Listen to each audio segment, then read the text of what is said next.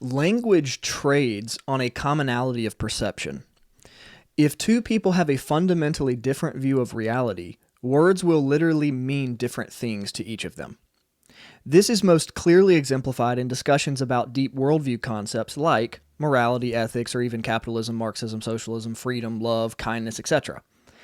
If you have two people who have a fundamental difference in understanding what these words mean, that is often a consequence of beliefs they each have about adjacent concepts and ideas that shape their understanding of these more immediate words and concepts. So how can two or three or more people expect to live in a society with one another when they each have different ideas about what progress means? If those people all have totally different ideas about what progress is and how the society should look, different worldviews produce different values, and different values produce different ethical frameworks, and it is on those respective frameworks that the superstructure of society is constructed. So different worldviews produce different societies, and many of these worldviews are antithetical to one another. It is a modern lie that says the great thing about America is diversity.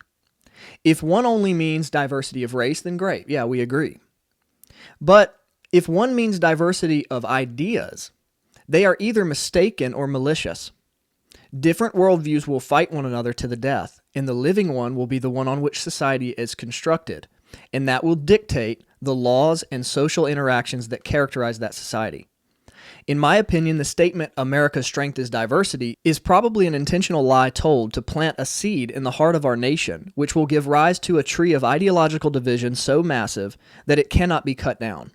Diversity of idea is only valuable to the degree that it allows us to more effectively pursue the truth and optimization which comes from adherence to the truth.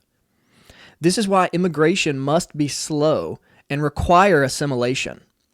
We, the people, whatever that means, are who we are as a consequence of the deeply held worldview which has bolstered and originally built the visible structure of our society and what that society has produced. The things that people see from far off in other countries, which they seek to emulate or be a part of, are those things which came about as a consequence of the shared ideological frameworks, or more deeply and more completely, the worldview, the deep values on which our society was built.